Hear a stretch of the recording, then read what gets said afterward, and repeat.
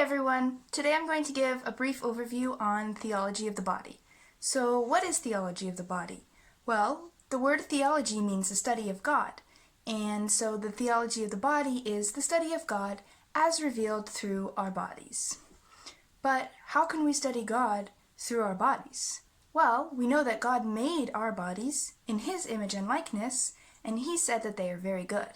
So, if we are made in God's image, then we can begin to understand Him through the beautiful bodies that He gave us, from the complexity of our brains down to the organs that distinguish us between male and female. So the first thing that we have come to know about God is that He is love. And because of the way He created our bodies, we know that we are called to love. We are called to love Him, and we are called to love each other. Now, besides the fact that Jesus Himself told us that we need to love God and our neighbor, we know that we are called to love just because of the way God created us and our bodies. It all started in the Garden of Eden when God made Adam and saw that he was lonely. So when Adam was sleeping, God created Eve, and when Adam woke up and saw Eve, he knew at once that he was called to love her. He didn't need God to come and say, "Hey Adam, here's Eve, I created her for you. I need you to love her and protect her." Adam already knew. Just by looking at her, he knew that he was supposed to love her. Now you may be wondering about the fact that Adam and Eve had no clothes on when they met for the first time, but this is beside the point, because before the fall, Adam's love and desire for Eve was pure, like God's, and it wasn't until after sin entered into the world that their desires became disordered and they realized their nakedness and were ashamed. But before that, Adam's desire for Eve was pure and good, because God made that desire.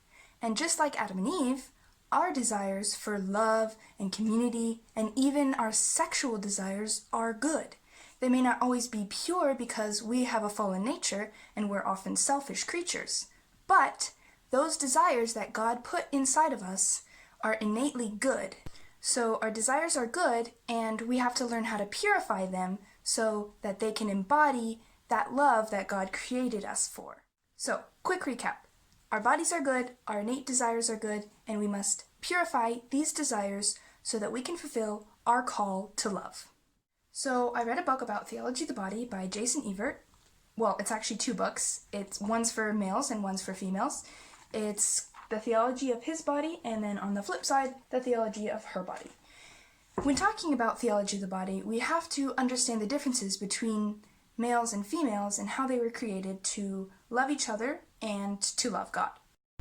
Okay, so recalling back to the scenario in the garden with Adam and Eve, we can see that, and as Jason points out, the woman, Eve, is the final work of God. She is the crescendo of creation. Women are known for their beauty and attractiveness. Advertisements use pictures of women to make their products and services more appealing to the eyes of men. The reason men are so attracted to women is because, as Jason says, women foreshadow the beauty of heaven itself. And women have a unique role in revealing God to the world. Wow.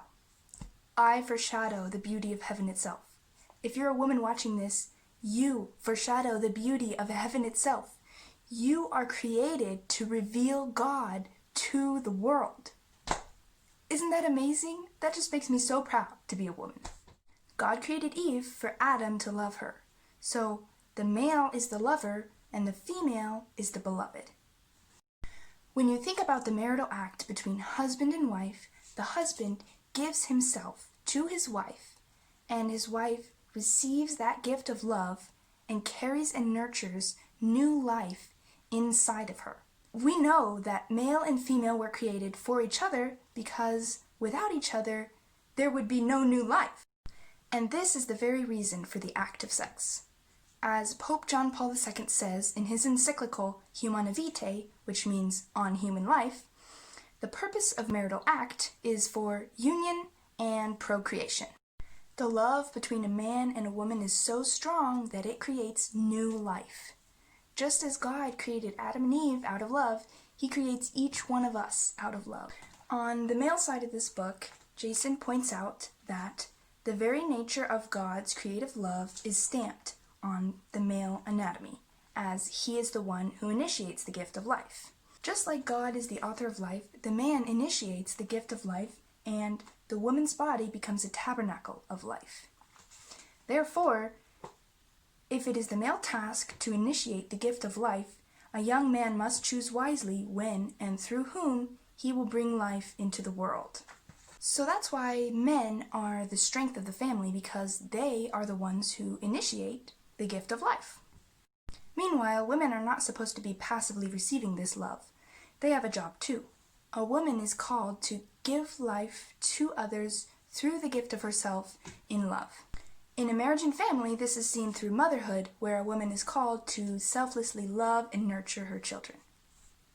So basically, what I've been saying is that the act of sex is a good thing because God created it, and it is a union of love that brings new life into the world. Now, this life-giving union is so sacred that it belongs only within the sacrament of marriage between a man and a woman, and should never be disrupted by artificial means such as contraception and abortion.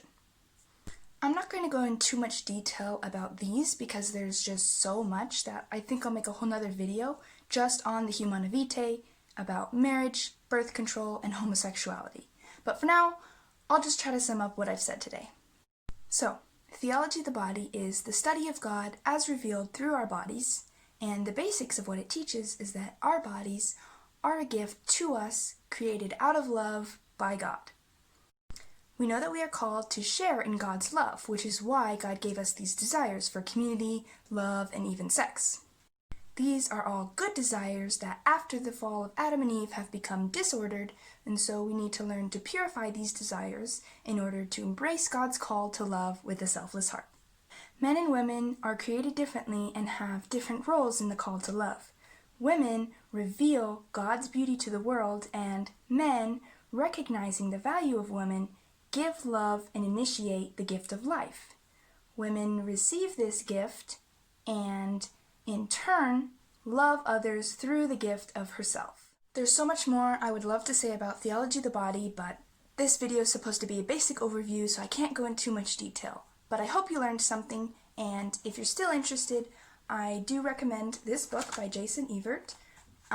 He and his wife Kristalina, you can find them online actually. They have lots of books. You can go on their website, which is The Chastity Project, by typing in chastity.com, and you can read their blog, shop their store, and get involved in their wonderful mission to help young people embrace the virtue of chastity through theology of the body. And so I hope you like this video. If you do, please subscribe and share with any of your friends or anyone who you might think might be interested, and I hope you have a great day.